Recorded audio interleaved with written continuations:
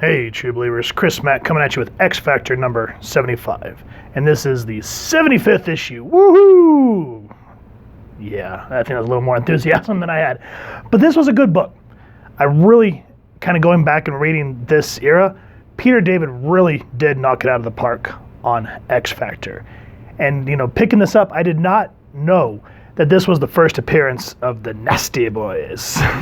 I do remember when I saw them initially, it was on the animated series, and it was when I believe Morph was back and Jean and Scott had just gotten married. They find out the pastor was actually Morph and Mr. Sinister captured him.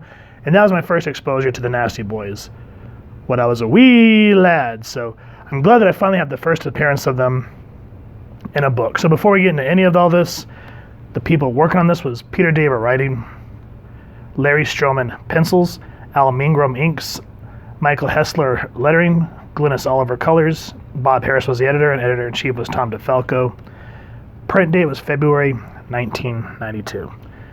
Now, what I like about Peter David is the X-Force run could be serious, but he knew how to put some blatant and some subtle humor and foreshadowing. So, for example, the couple of issues, because we haven't gone over, I think, 73 and 74 yet. I'm not 100% sure on that. Feel free to make fun of me down in the comments. But something happens with X Factor where Guido's, powers end up getting somebody hurt. And so the senator is just all over. I think his name's Sheffrin or something like that. And he's really trying to build his campaign on mutant fear. Now, you see someone spit this tomato or throw this tomato, and you start to see this red dripping down Guido's face. Keep this in mind because, again, this is foreshadowing like you would see something in a film, etc., so forth, which I think was a really cool style. And then here is where we're first introduced to the Nasty Boys. And then he's like, I got your no comment right here, strong guy. Oh, Slab messed you up real good, didn't he? And these guys, of course, are like a 180 from the way we remember them in the animated series. Slab, dear chap, you know how worried I get when you start talking in the third person. And they're like, down in front. He's like, I'll sit where I want. Back off, Slab. I don't give a flying frog whether you messed up strong guy or not. Just keep the flaming produce off the screen. Got it? And then enters their boss, Mr. Sinister. Now,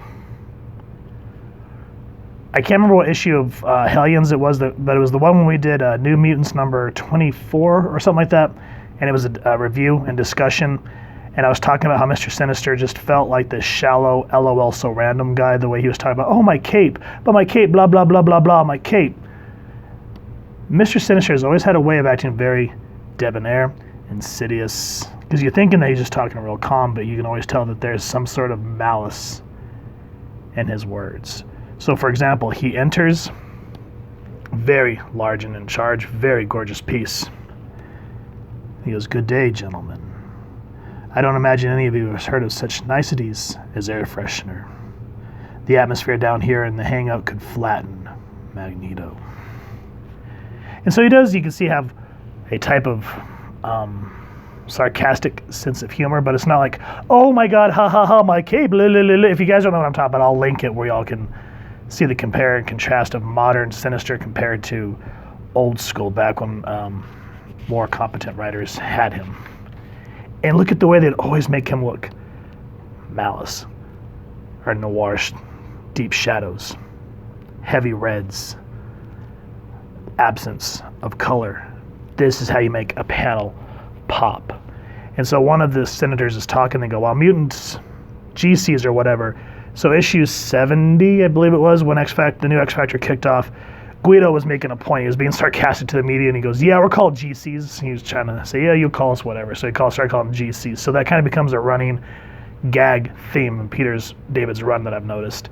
So it says, while mutants, GCs, or whatever they choose to call themselves, run rampant throughout the streets, especially when these rampages are sanctioned by the government, supported by tax dollars that could very well be funding some secret, sinister agenda. Now there's a man who knows a good soundbite. Pity he knows little less. And what I always enjoyed about the older Sinister, is you never really knew his complete intentions other than he wanted to make the perfect mutant race through the Summers lineage. That's why he never allows anything to happen to Jean, Scott, Lorna, and Alex, because the traits that those couples make. Now, Guido wants to leave a team. No one will let him. And what I like is, if y'all remember when we went over issue 70, so it was like, who shot Madrox? Well, we kind of get some really interesting moves, concepts behind what happens when Jamie's able to multiply himself, because the dupes, when they're away from him too long, begin to sort of have their own outlook on the world. And Val even starts talking about how when he reprocesses all the dupes, he has to make sense, like the original Jamie Madrox has to make sense of all these different point of views and make them his own. So it's interesting how once he reabsorbs everything, how he doesn't go insane. It kind of reminds me of what happened to Ashton Kutcher in the Butterfly Effect, how he kept getting the brain hemorrhaging, and in a sense that's what this reminds me of. But anyway, there's two of the Nasty Boys. Sinister's like, where'd they go? They went out on a very important errand. And Sinister's like, they went for a beer run, didn't they?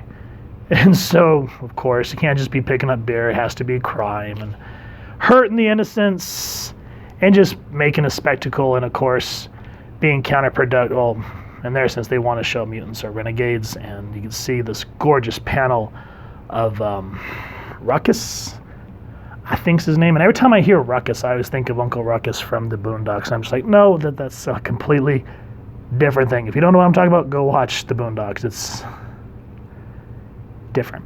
But I just like this panel, how you can see how this guy is able to manipulate light. Like, he can take every sound and then make it sort of like a banshee scream. And here, again, talking about who shot Jamie Madrox. So Moira always looks at Jamie as like a son, because when he first kind of came on the scene, he stayed at the research facility with Moira. It wasn't until after the, what was that event called, the Mirror Island something or other, but it's what led into the new X Factor and how Jamie kind of left and started to join the team. Well, there's one dupe that everyone doesn't believe is the real one. They believe that this gentleman here is the real Jamie Madrox. And it's interesting because you're like, is it or is it not? And again, we kind of go back to foreshadowing, noirish. Only get hints of, okay, so what's going on with this Jamie Madrox? Val is dating this gentleman. And you're thinking, okay, well, that's good for her. But, again, the use of the window, showing the duality in nature. Also, we finally start to get some answers about Petro, because he joins X Factor, and he's talking about how he thinks he's losing his powers. And so there's actually a play on it all being in Petro's mind. It's an interesting, just a lot of really interesting concepts, a lot of great ideas, how Sinister is working with this senator. There's something about him. So the way that they're working together and how they want to use fear tactics for the mutants. It makes you wonder why Jamie's running with Sinister and the Nasty Boys. And we also finally kind of start to get some sort of tackling of the issue between Reign and Polaris. It's been a while since I read the Extinction Agenda, but Reign gets very close with Alex on Genosha. She becomes very protective of him. And just the way these two talk to one another, very bitter. So, for example, Lorna's like, well, I want to talk. And she's like, what do you want to talk about? And she goes, well, isn't there anything you'd like to discuss, just us girls? I thought you were the one who wanted to talk so blessed much about what I can, I guess. Well, there's so many interesting topics to talk about, war, famine. Alex, deadpan. You remember Alex, the guy's whose bedroom you sneaked into the other night? I don't know what you're talking about, and frankly, Lorna, just between us girls, sounds to me like you're a wee bit jealous. And I love it. Jealous. Look, kiddo, you've been acting weird since you blew back from Genosha. You better tell me what's up. I don't have to do anything and kindly drop the kiddo. I'm only 8 years younger than ye. And then before any more resolution there can happen, X Factor breaks in.